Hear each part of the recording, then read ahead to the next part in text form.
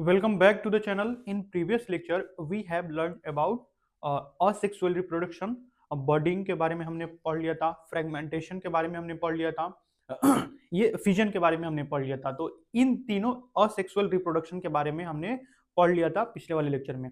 आज हम लोग उसके आगे फर्दर कंटिन्यू करेंगे, यानी कि fragment regeneration and vegetative propagation के बारे में आज इस लेक्चर के माध्यम से हम लोग जानेंगे। ठीक है। फिजन में क्या होता था? फिजन में एक सेल होता था, सेल दो पार्ट्स में डिवाइड होता था और दो पार्ट्स में डिवाइड होकर दो अलग अलग डॉटर सेल्स या न्यू ऑर्गेनिज्म का फॉर्मेशन करता था। फ्रेगमेंटेशन में क्या करता था? फ्रेगमेंटेशन में एक जीव, एक ऑर्गेनिज्म दो पार्ट्स में या कितने भी पार्ट्स में डिवाइड होता था। उन सभी पार्ट्स के पास एक एक क्या होना चाहिए? लिविंग सेल होना चाहिए, ताकि ये फर्दर डिवाइड कर सके। जैसे स्पाइरोगाइरा, स्पाइरोगाइरा में यहाँ पे वाई होगा, स्पाइरोगाइरा। ठीक है।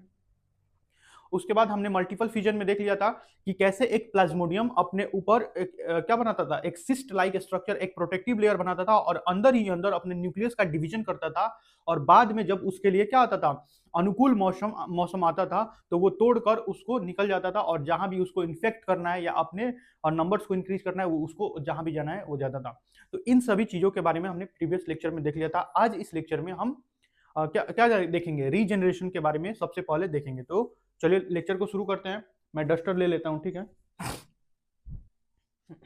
डस्टर थोड़ा गंदा हो गया है, मैं इसको मिटा रहा हूं क्योंकि ये पिछले लेक्चर का ही है। हम लोग आज देखेंगे regeneration, spore formation and vegetative propagation. इन तीन टाइप्स को हम लोग आज देखेंगे और इन तीनों टाइप्स को अच्छे से डिटेल में, जैसा कि हमने पिछले लेक्चर में भी किया था, वैसे ही पढ़ेंगे। ठीक है। हेडिंग डाल सकते हैं रीजनरेशन।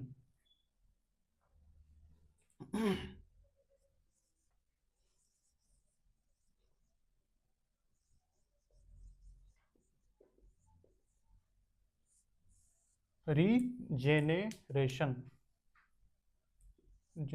रीजेनेरेशन। रीजेनरेशन में क्या होता है? देखिए, हमारे टेक्स्ट बुक में एक एग्जाम्पल है जिसका नाम है प्लेनेरिया। जिसका नाम क्या है? प्लेनेरिया। तो रीजनरेशन में क्या होता है कि अगर कोई जीव है, अगर कोई ऑर्गेनिज्म है और ऑर्गेनिज्म किसी भी कारणवश कट जाता है, उसका कोई भी शरीर का भाग टूट जाता है, तो वो जो टूटा हुआ भाग है वो खोए हुए भाग को, यानी कि लॉस्ट पार्ट को रीजनरेट कर लेता है।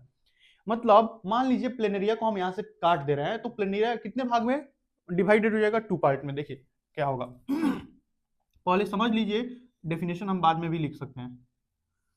हमने इसको काट दिया, कट, क्या कर दिया? कट कर दिया। तो ये कितने पार्ट में डिवाइड हो गया? दो पार्ट में।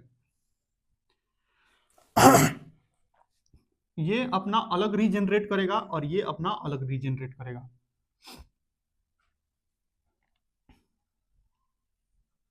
ये अपने लॉस्ट पार्ट को धीरे धीरे धीरे धीरे धीरे धीरे धीरे करके ये रीजनरेट ऐसे करेगा।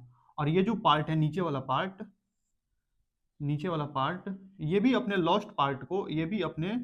लॉस्ट पार्ट को ऐसे धीरे धीरे रीजनरेट करने का कोशिश करेगा।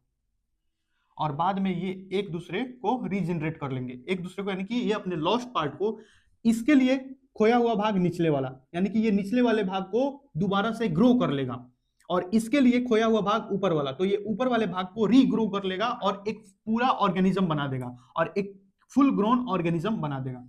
तो देखिए कैसे हो जाएगा। ये एक ऑर्गेनिज्म, यानी कि प्लेनेरिया हो गया। क्या हो गया? ये प्लेनेरिया। ऐसा नहीं है कि प्लेनेरिया में सिर्फ इसी प्रकार का रिप्रोडक्शन होता है, प्लेनेरिया में सेक्सुअल रिप्रोडक्शन भी होता है, लेकिन क्योंकि हम अभी रीजनरेशन के बारे में पढ़ रहे हैं, इसीलिए हम यहाँ पे देख रहे हैं। तो रीजनरेशन किसी भी ऑर्गेनिज्म की कैपेबिलिटी होती है अपने लॉस्ट पार्ट को रीजनरेट या रीग्रो कराने के लिए। कभी कभी तो वो क्या होता है, कभी कभी ये ऑर्गेनिज्म पूरे एक ऑर्गेनिज्म को रीग्रो करा लेता है। तो रीजनरेशन क्या है? Ability of an organism, or ability of an organism to regrow its lost part.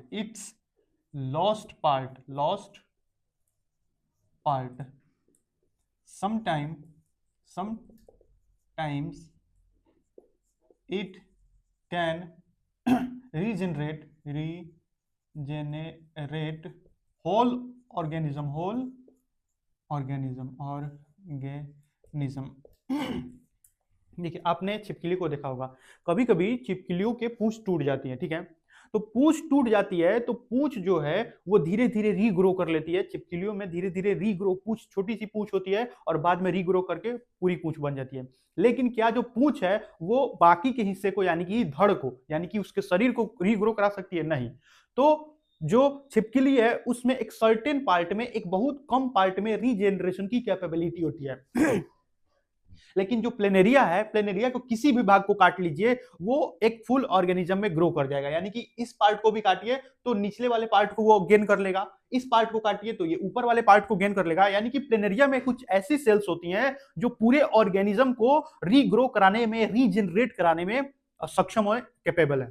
तो regeneration ability of an organism to regrow its lost part और sometimes it can regenerate whole organism, यानी कि पूरे के पूरे organism को ही regrow करा सकता है। भले आपने काट दिया हो लेकिन यहाँ पे कितने प्लेनेरिया बन गए? यहाँ पे 2 प्लेनेरिया बन गए, एक प्लेनेरिया 2 प्लेनेरिया में बदल गया। तो इसको एक प्रकार से रिप्रोडक्शन मानेंगे। हालांकि ये रिप्रोडक्शन का अच्छा सा मेथड नहीं है, फिर भी एक प्रकार से रिप्रोडक्शन हुआ है। एक ऑर्गेनिज्म 2 ऑर्गेनिज्म में बन गया है। इसी को क्या बोल सकते हैं? रिप्रोडक्शन बोल सकते हैं, रिप्रोडक्शन इन प्लेनेरिया। और ये क्या है? प्लेनेरिया। प्लेनेरिया। तो ये है अपना प्लेनेरिया। और एक बात और लिख लीजिए, planaria it also perform sexual reproduction.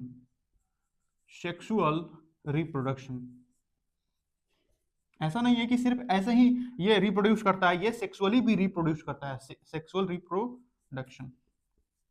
तो प्लेनेरिया एक ऐसा जीव है जो दोनों तरीके से रिप्रोड्यूस करता है। तो आप इसको नोट डाउन कर सकते हैं अच्छे से, प्लेनेरिया। उसके बाद हाइड्रा भी इसका एग्जांपल है, इसका एग्जांपल हाइड्रा भी है। हाइड्रा भैया, लेकिन हाइड्रा में तो हमने देखा था बडिंग होता है। जी हाँ, बडिंग भी होता है और रीजनरेशन की कैपेबिलिटी हाइड्रा में भी होती है। हाइड्रा में रीजनरेशन की कैपेबिलिटी होती है। रीजनरेशन क्यों हो पाता है? क्योंकि इनके पास because of its have special cell which can divide and regenerate और डिफरेंशिएट। क्या कर सकती है वो? जो डिवाइड कर सकती है, डिफरेंशिएट कर सकती है। इनके पास कुछ खास प्रकार की सेल्स होती हैं जो हमेशा डिवाइड करती रहती हैं। देखिए उदाहरण के तौर पर मैं बता रहा हूं, हमारी हाथ की उंगलियां जो हैं ये अब बढ़ चुकी हैं, ये डिवाइड कर चुकी है। हमारे जो सेल हैं एक खास प्रकार पर, एक खास निश्चित अवस्था पे आकर वो डिवाइड करना बंद कर देते हैं। लेकिन इनमें जो सेल्स हैं अगर काट दिया जाए तो धीरे धीरे वो डिवाइड कर कर और क्या बना लेंगी? और क्या पूरे के पूरे, क्या किसको? पूरे के पूरे शरीर का निर्माण कर लेंगी। तो इनमें कुछ खास प्रकार की सेल्स होती हैं जो डिवाइड और डिफरेंशिएट कर सकती हैं। डिवाइड एंड डिफरेंशिएट यानी कि अलग अलग ऑर्गेन का फॉर्मेशन करा सकती हैं, अलग अलग ऑर्गेन का। जैसे हमारी उंगलियों को काट दिया जाए तो क्या हमारी उंगलियां हमारे पूरे शरीर को बना सकती हैं?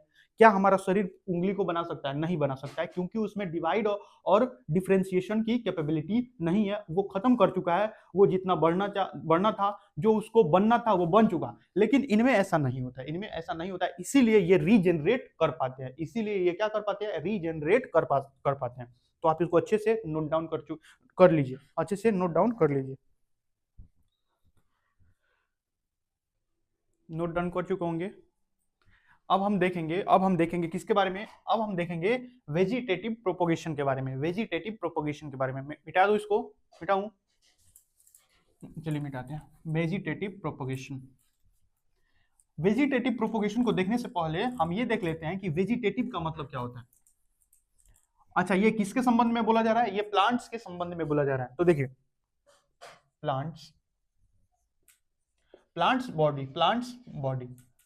प्लांट्स का जो बॉडी है वो 2 पार्ट में डिवाइडेड होता है। कितने पार्ट में? 2 पार्ट में। कौन कौन से? आप बोलेंगे शूट और रूट, मैं बोलूंगा गलत।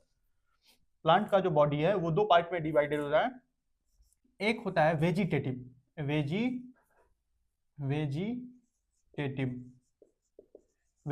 पार्ट। कौन सा part? Vegetative part and reproductive part. Reproductive part. देखिए वेजिटेटिव पार्ट का मतलब क्या होता है? अदर देन रिप्रोडक्टिव पार्ट, यानी कि ऐसा पार्ट जो रिप्रोडक्शन में मदद करता है, उसको छोड़कर प्लांट के जितने भी बॉडी पार्ट हैं उसको हम वेजिटेटिव पार्ट में रखते हैं। प्लांट में रिप्रोडक्शन को छोड़कर जितने भी पार्ट्स हैं उन सभी को हम किस में रखते हैं, वेजिटेटिव पार्ट में। तो भैया रिप्रोडक्टिव पार्ट में कौन आता है, रिप्रोडक्टिव पार्ट में फ्लावर्स आते हैं। क्या आते हैं, फ्लावर्स। इसमें क्या आते हैं, फ्लावर्स। पहले लिख ही लेते हैं, द पार्ट ऑफ plants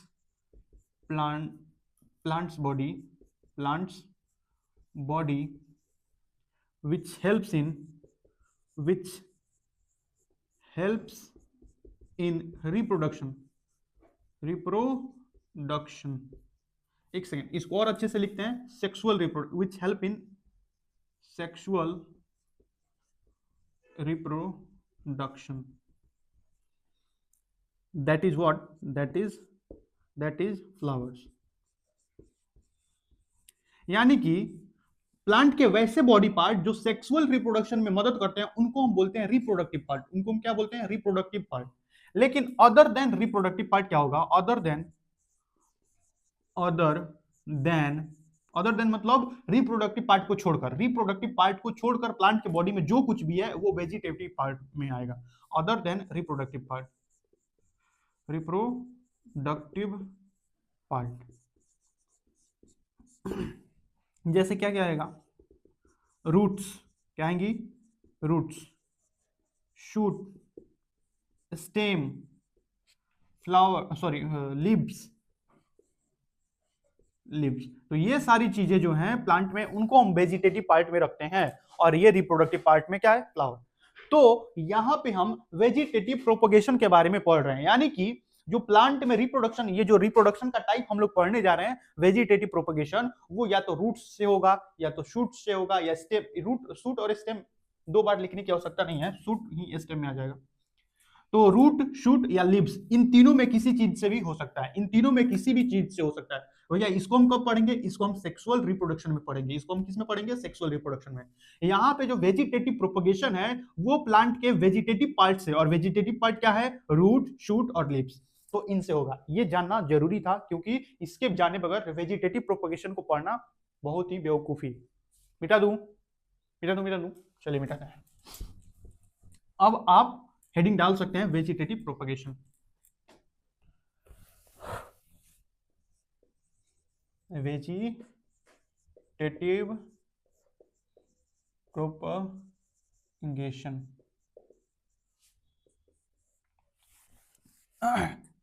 देखिए इसमें क्या होता है, अभी हम एग्जांपल लेते हैं, एग्जांपल। अच्छा पहले इसका एग्जांपल ही ले लेते हैं, एग्जांपल में जैसे पोटैटो, ब्रायोफिलम, उसके बाद शुगर केन। देखिए कैसे क्या होता है, शुगर केन। जो पोटैटो है, आप अगर मैं पूछूं कि पोटैटो प्लांट्स का कौन सा पार्ट है, रूट है, शूट है, क्या है, रूट है, शूट है, क्या है, तो आप हो सकता है या तो रूट बोल दे या शूट बोल दे। लेकिन मैं यहाँ पे आपको क्लियरली बताना चाहूंगा कि जो पोटैटो होता है वो शूट होता है, वो अंडरग्राउंड स्टेम होता है। अंडरग्राउंड क्या होता है, स्टेम। स्टेम जो धरती के नीचे है, धरती के नीचे स्टेम। लेकिन हम कैसे पहचानेंगे कि जो पोटैटो है वो स्टेम होता है, या जो स्वीट पोटैटो है वो क्या होता है, रूट्स होती है। ये हम कैसे पहचानेंगे, ये पहचानने का कोई तो तरीका होगा, कोई तो ऐसा तरीका होगा जिसको हम देखकर पहचान सके कि कौन सा हम शूट को और रूट को कैसे अलग करेंगे। देखिए यहाँ पे मैं आपको क्लियरली बता दे रहा हूं कि शूट और रूट को कैसे अलग अलग करना है। ये स्टेम को ही शूट बोल सकते हैं, स्टेम एंड रूट्स। यहां पे नोड्स एंड इंटरनोड्स प्रेजेंट। ये एकदम बहुत ही ज्यादा महत्वपूर्ण बात मैं आपको बता रहा हूं। यहाँ पे नोड्स एंड इंटरनोड्स प्रेजेंट होते हैं, लेकिन रूट्स में नोड्स एंड इंटरनोड्स अब्सेंट होते हैं। ये एक क्लियर डिफरेंशिएशन करने का एक क्लियर तरीका है। आप किसी भी चीज को देखिए, प्लांट्स के किसी भी चीज को देखिए, अगर उसमें नोड्स और इंटरनोड्स दिख रहे हैं तो वो पक्का स्टेम का पार्ट है। लेकिन अगर चाहे वो जमीन के अंदर हो चाहे वो जमीन के बाहर हो, कहीं भी उससे हमको लेना देना नहीं है। अगर उसमें नोड्स एंड इंटरनोड्स दिखलाई पड़ रहे हैं तो वो स्टेम का पार्ट है। लेकिन अगर उसमें नोड्स एंड इंटरनोड्स नहीं दिखाई पड़ रहा है तो वो रूट का पार्ट है। Node and internode inter node absent, absent यानी कि माइनस एंटी मतलब एब्सेंट। तो भैया नोड्स और इंटर नोड्स क्या होता है? जैसे आप शुगर केन का एग्जांपल ले लीजिए, शुगर केन, ये क्या रहा? शुगर केन यानी कि ईख। आप देखते होंगे कि यहाँ पे ऐसा कुछ पाया जाता है शुगर केन में, शुगर केन में ऐसा कुछ पाया जाता है, इसको हम बोलते हैं नोड, इसको हम क्या बोलते हैं? नोड। और इस पार्ट को बोलते हैं दो नोड्स, इसको भी बोलते हैं नोड्स, नोड्स। और दो नोड्स के बीच का जो पार्ट होता है उसको बोलते हैं इंटर नोड। इंटर यानी कि बीच में, इंटर यानी कि बीच में, और नोड यानी कि दो नोड्स के बीच में, इंटर नोड, इंटर नोड। तो स्टेम को हम कैसे पहचानेंगे? जिसमें नोड्स यानी नोड्स और इंटर नोड्स मौजूद होते हैं। तो यहां पे आलू को मैं समझा दे रहा हूं।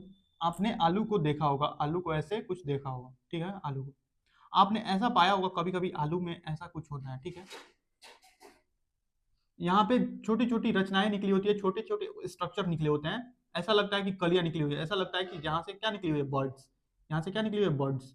यही आलू का नोड है, यही आलू का क्या है? नोड। और ये वाला पार्ट इंटर नोड है, ये वाला पार्ट इंटर नोड है, ये वाला पार्ट इंटर नोड है। तो आलू में नोड और इंटर नोड, नोड और इंटर नोड मौजूद है, यानी कि आलू जो है वो स्टेम का पार्ट है, वो बस जमीन के अंदर घुस गया है और फूल गया है। वो जमीन के अंदर घुस गया और फूल गया। क्यों फूल गया? क्योंकि वो खाना को यानी कि कार्बोहाइड्रेट को, स्टार्च को स्टोर किए हुए है, इसीलिए वो स्वेल हो गया है। वो किस लिए फूल गया है? इसी के कारण से फूल गया है। आप हमेशा स्वीट पोटैटो को देखिएगा, तो स्वीट पोटैटो में नोड्स एंड इंटर नोड्स नहीं होते हैं। हो सकता है मेरे घर पे स्वीट पोटैटो, मैं उसको ला के दिखाता हूं, ठीक है? आप रुके रहिए। देखिए मैं आया हूं, आलू ले आया हूं और स्वीट पोटैटो। ये देखिए, ये आलू में ये जो गड्ढा दिख रहा है ये है नोड। ये क्या है? नोड। आलू में ये जो जगह जगह पर गड्ढा दिख रहा है ये है नोड। ये क्या है? नोड। और आलू का नोड के अलावा जो भी पार्ट है, यानी कि ये वाला जो पार्ट है ये है इंटरनोड। ये क्या है? इंटरनोड। आप क्लियरली देख सकते हैं आलू में गड्ढा है, जगह जगह पर गड्ढे हैं। देख लीजिए, यहाँ पे गड्ढा है, यहाँ पे गड्ढा है। तो ये है आलू का नोड। ये क्या है? नोड। और उसके बीच वाला जगह है इंटरनोड। नोड, नोड और इसके बीच में इंटरनोड। नोड, नोड इसके बीच में इंटरनोड, नोड, नोड इसके बीच में इंटरनोड। ये जो गड्ढा आपको क्लियरली दिख रहा होगा, तो ये आलू जो है, आलू स्टेम का पार्ट है। क्यों? क्योंकि इसमें नोड और इंटरनोड प्रेजेंट है। लेकिन यहाँ पे आप स्वीट पोटैटो में देखिएगा, इसमें कोई नोड और इंटरनोड मौजूद नहीं है। ये जो गड्ढा है, इस गड्ढे से कोई मतलब नहीं है। ये गड्ढा सिर्फ किसके कारण? ये स्वेलिंग के कारण ऐसा हुआ है।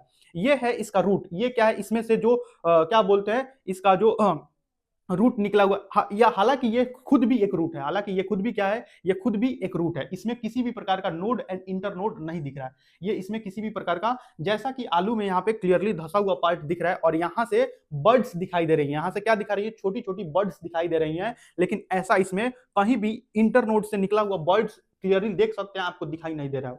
कहीं भी आपको इंटर नोड से बर्ड्स निकलती हुई नहीं दिखाई दे रही है। इसीलिए ये क्लियरली क्या शो कर रहा है? ये रूट का कैरेक्टरिस्टिक शो कर रहा है, इसलिए ये एक रूट है। और ये किसका कैरेक्टरिस्टिक शो कर रहा है? ये स्टेम का कैरेक्टरिस्टिक शो कर रहा है, इसलिए ये एक स्टेम है।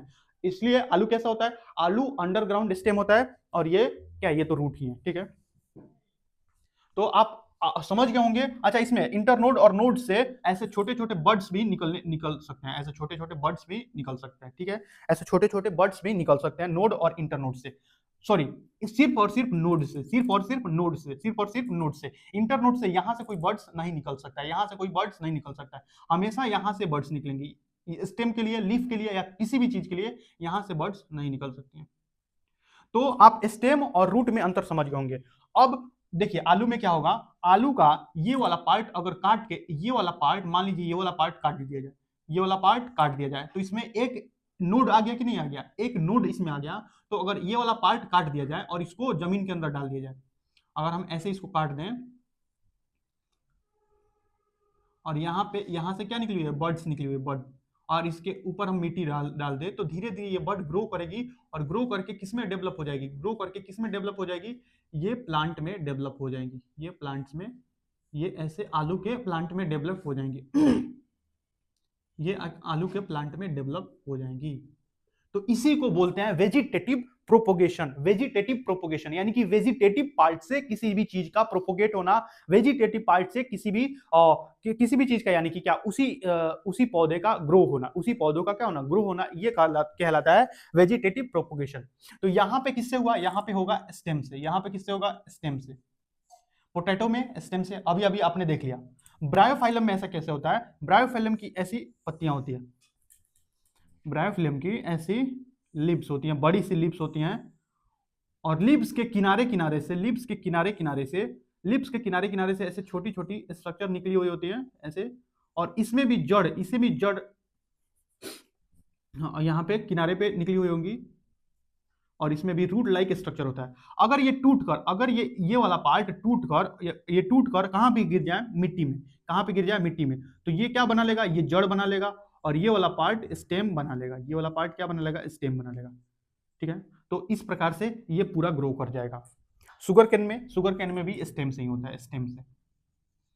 तो वेजिटेटिव प्रोपोगेशन का मतलब ये हुआ कि formation of plant from the vegetative part, formation of new plant का फॉर्मेशन होना from the vegetative part of the plant, यानी कि प्लांट के वेजिटेटिव पार्ट से पौधे, एक नए पौधे का विकसित होना वेजिटेटिव प्रोपोगेशन कहलाता है। तो सबसे पहले आप इस डायग्राम को क्लियरली बनाइएगा, क्लियरली आप इस डायग्राम को बनाइएगा।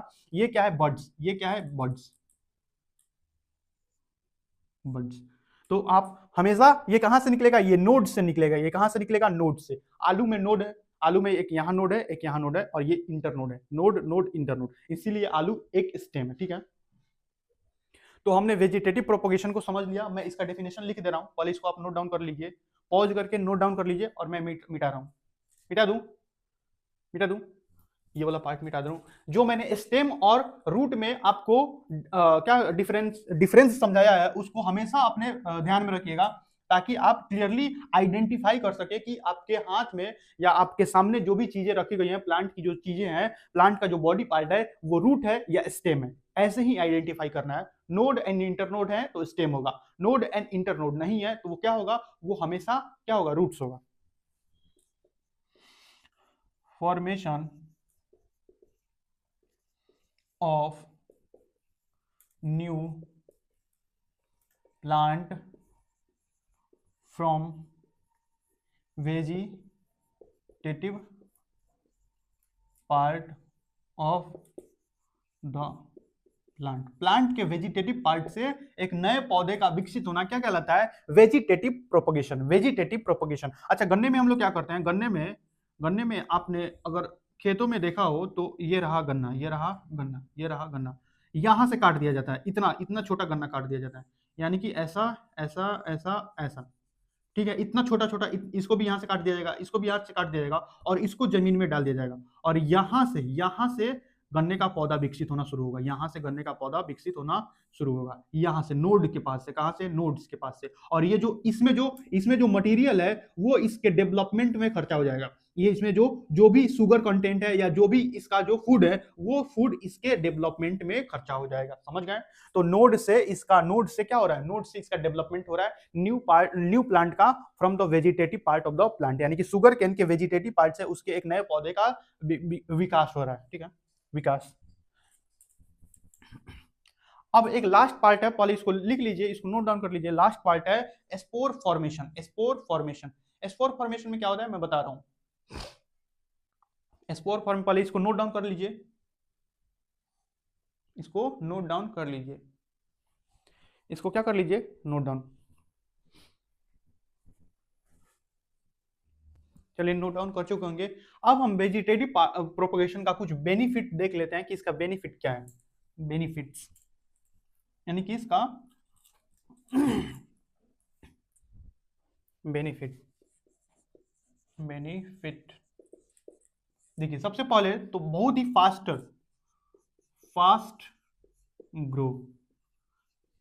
आप देखिए, क्या कीजिए, जो शुगर केन है उसका सीड लाइए, सीड लाइए, और सीड से जर्मिनेट कराने का कोशिश कीजिए। तो सीड से जितना देर में जर्मिनेट करेगा, उससे जल्दी कहीं उसके स्टेम से आराम से ग्रो कर जाएगा जो प्लांट है। सीड से जर्मिनेट करने के बजाय ये जो प्लांट है, अगर हम उसको वेजिटेटिव पार्ट से ग्रो कराने का, जैसे आप गुलाब के पौधे का सीड देखेंगे, क्या कभी आपने गुलाब के पौधे को सीड से जर्मिनेट कराने की कोशिश किया है? या तो वो होगा ही नहीं, और होगा तो बहुत बहुत ज्यादा उसमें टाइम लग जाएगा। लेकिन कुछ ही दिन पहले, मतलब 15 या 20 दिन पहले, एक बच्चे से क्या हुआ, साइकिल गिर गया गुलाब के पौधे पर, जिससे उसका एक डाली टूट गया। तो मैंने उस डाली को क्या किया, मैंने उस डाली को ऐसे ऐसा क्या किया, ब्लेड से उसको काट दिया, उसको पतला पतला छील दिया, उसका एक पार्ट जो उसका जो टफ पार्ट है जिसको हमको मिट्टी में गाड़ना है उसको छील दिया, और उसके बाद मैंने उसको मिट्टी में रखकर लगा दिया। तो इससे हुआ क्या, थोड़े ही दिनों में उससे अभी पत्ते, नए नए पत्ते उगाए हैं, उससे नए नए पत्ते उगाए हैं। अगर मैं इसी काम को अगर मैं इसी काम को सीड से जर्मिनेट कराने का कोशिश करूं तो उसमें बहुत ज्यादा टाइम लग जाएगा, हो सकता है 5-6 महीना भी लग जाए, 3-4 महीना भी लग जाए, लेकिन इतना जल्दी उसमें क्या हुआ है, ग्रो करने लगा है, वो क्या करने लगा, उसमें नई नई लिप्स आने लगी हैं। तो इसका मतलब ये हुआ कि जो वेजिटेटिव प्रोपोगेशन है वो सीड से ग्रो कराने के बजाय इससे कराया जाए तो ये ज्यादा बेनिफिशियल है, ये जल्दी जल्दी ग्रो कर जाएगा।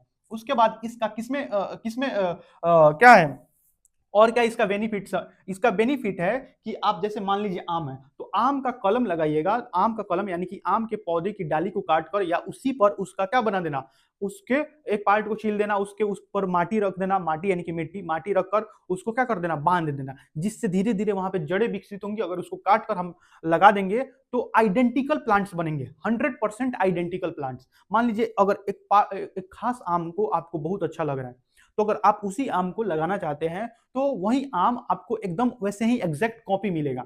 लेकिन भैया अगर हम सीड से लगाएं तो हो सकता है वो जो आप आम का सीड लगा रहे हैं तो आम एक जगह है, हो सकता है एक जगह का जो उसकी फूल है, जो आम का फूल है, वो एक फूल से दूसरे फूल पर उसका क्या हो जाए, पॉलिनेशन हो जाए, और पॉलिनेशन होने से उसका डीएनए इसमें आ जाए, तो हो सकता है किसी और वेराइटी का आम जनरेट हो सकता है। लेकिन अगर हम वेजिटेटिव प्रोपोगेशन करेंगे तो वही आम आपको एग्जैक्ट कॉपी मिलेगा, यानी कि इसका क्या मतलब होगा, exact copy of the plant, exact copy यानी कि identical plants, 100% identical plants, 100% identical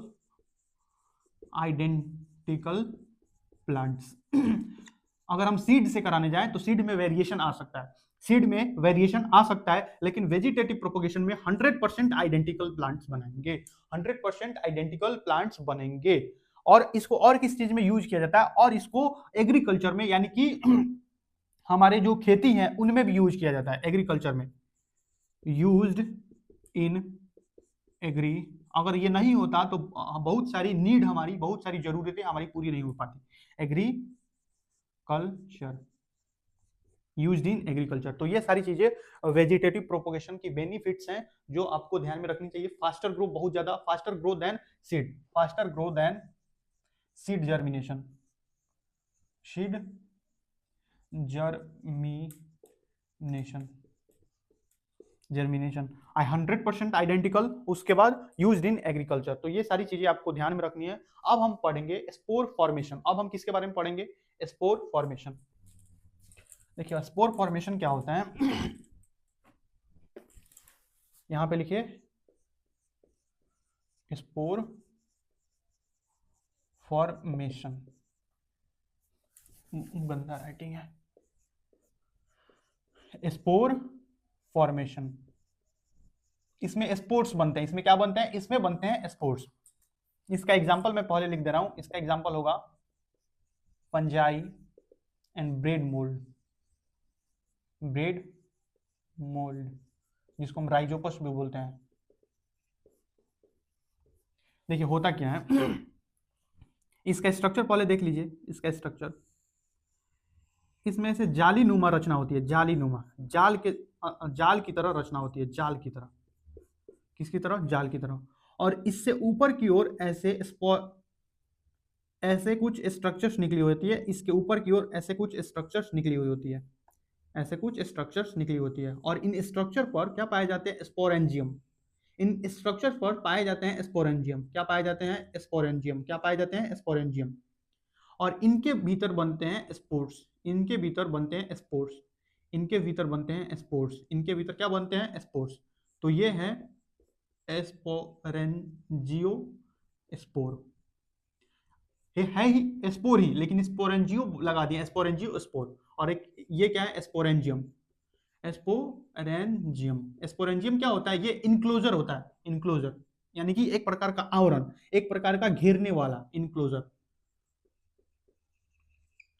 और ये है स्पोरेंजियोफोर, स्पोरेंजियोफोर, फोर मतलब बियरिंग, फोर मतलब बियरिंग। बियरिंग या बियरर, बियरर यानी कि अपने ऊपर, ये किसको लिए हुए है, ये अपने ऊपर स्पोरेंजियम को रखे हुए हैं, ये अपने सिर पर, ये अपने सिर पर किसको रखे हुए हैं, ये अपने सिर पर स्पोरेंजियम को रखे हुए हैं, ये अपने सिर पर किसको, बाकी सब भी वैसे ही होंगे, बाकी सब भी वैसे ही होंगे, बाकी सब भी वैसे ही होंगे। मान लीजिए ये मैच्योर हो गया है, मान लीजिए क्या हो गया मैच्योर, मान लीजिए क्या हो गया मैच्योर, इसमें भी स्पोर्ट्स होंगे, इसमें भी क्या होंगे स्पोर्ट्स होंगे, इसमें भी स्पोर्ट्स होंगे। मान लीजिए ये मैच्योर हो गया, इसमें फट कर और ये स्पोर्ट्स बाहर निकलेंगे, ये कहाँ निकलेंगे बाहर। अच्छा ये है किस पे, ये मान लीजिए ब्रेड है, ये क्या है, मान लीजिए ये एक ब्रेड का टुकड़ा है, ये इसी के ऊपर ग्रो किए हुए हैं, ये इसी के ऊपर क्या किए हुए हैं ग्रो। तो होता ये है कि जैसे ही ये ब्रेड के ऊपर आते हैं, ये अपना हाइफा, मान लीजिए ये एक स्पोर आकर गिरा और स्पोर ने किसको बना लिया, हाइफे को, हाइफा यानी कि जालीनुमा रचना, हाइफा। स्पोर आकर कहीं से गिरा, स्पोर आकर कहीं से गिरा, ब्रेड कैसा है, वेट है, वेट यानी कि भीगा हुआ है, वेट है, ठीक है। टेम्परेचर इसके पास अच्छा है, टेम्परेचर यानी कि इसके पास टेम्परेचर होना चाहिए, एकदम कोल्ड में रख दीजिएगा, यानी कि हॉट टेम्परेचर होना चाहिए, टेम्परेचर कैसा होना चाहिए, हॉट। तो कहीं से स्पोर आकर यहाँ पे गिर गया, कहीं से ब्रेड मोल्ड का स्पोर यहाँ पे आके गिर गया, ये जो ब्रेड मोल्ड का स्पोर है, ये इस प्रकार से जालीनुमा रचना बनाएगा, जालीनुमा क्या बनाएगा रचना, और जालीनुमा रचना से ऊपर की ओर ऐसे स्ट्रक्चर ऊपर की ओर निकलेंगे, जिनको हम बोलते हैं स्पोरेंजियोफोर, स्पोरेंजियोफोर यानी कि ये किसको अपने ऊपर रखे हुए हैं, ये अपने ऊपर स्पोरेंजियम को रखे हुए हैं, स्पोरेंजियम को रखे हुए हैं, जिसके भीतर क्या बंद है, स्पोरेंजियो स्पोर बंद है। स्पोर एकदम आप क्या बोले, आसान भाषा में बोले तो सिर्फ स्पोर भी बोल सकते हैं, आसान भाषा में आप चाहें तो स्पोर भी बोल सकते हैं, ठीक है। तो ऐसे हाइफे बनाएंगे, रूट लाइक स्ट्रक्चर इनके अंदर होती है, क्या बोलते हैं इसको, राइजॉइड बोलते हैं, राइजॉइड, राइजॉइड्स, ये रूट लाइक स्ट्रक्चर होते हैं, root like structure, root like structures help in support and absorption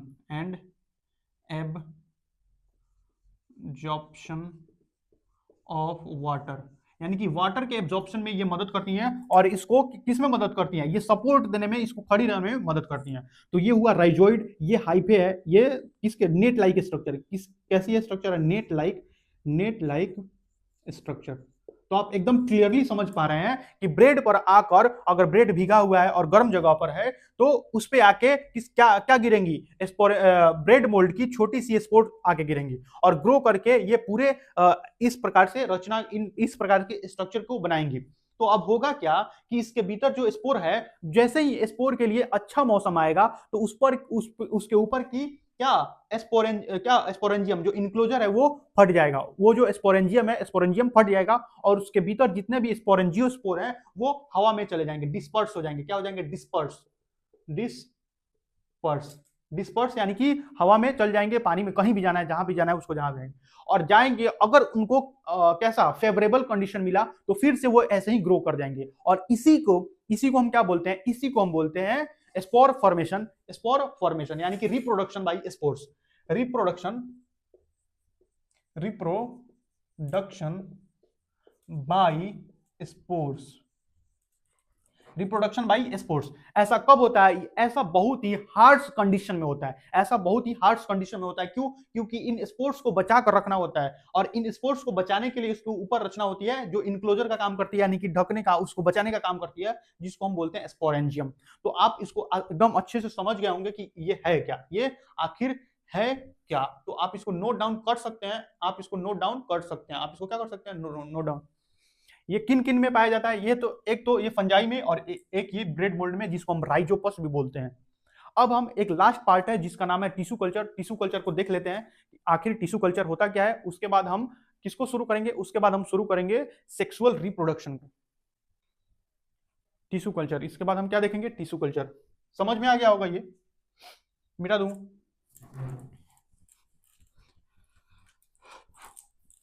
tissue culture छोटा सा पार्ट दिया है जिसको हम देख लेते हैं, चाहे तो आप इसको अपने नोट्स में ऐड कीजिएगा या नहीं भी ऐड कर सकते हैं, कोई दिक्कत नहीं।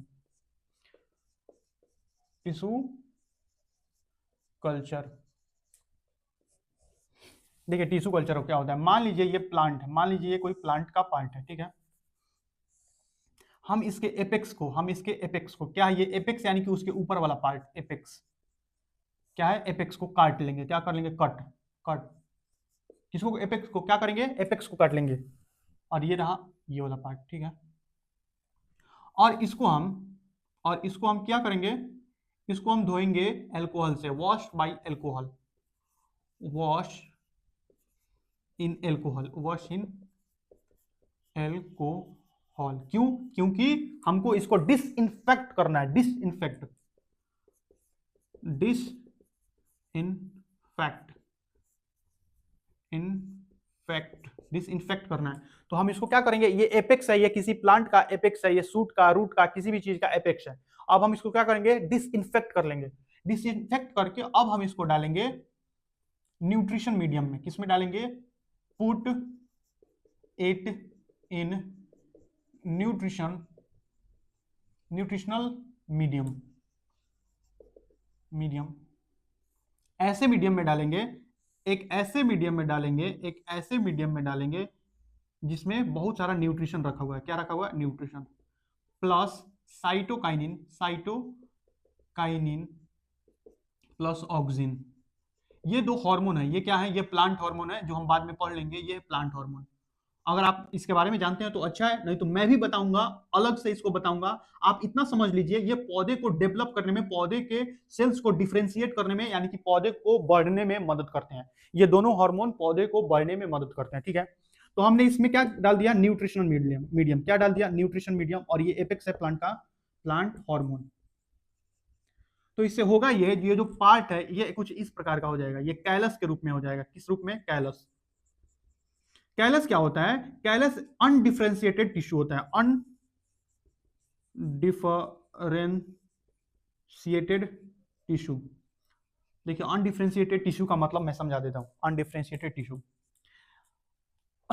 ब्रेन का एक खास काम है। ब्रेन का खास काम क्या है? सोचना, समझना, प्रोसेस करना, ये ब्रेन का खास काम है, ठीक है। लेकिन आप सोचिए, ब्रेन भी तो किसी चीज से बना होगा। ब्रेन यानी कि अगर हम सोचते जाएं तो हमारा हर एक बॉडी पार्ट किसी ना किसी सेल से शुरू में बना होगा। तो अगर हम मान लें उस सेल के बारे में, एक ऐसा सेल होगा जिस सेल से सभी चीजें बनने, जो सेल सभी चीजों, हमारे बॉडी में जितने भी ऑर्गन है, बनाने की क्षमता रखता है।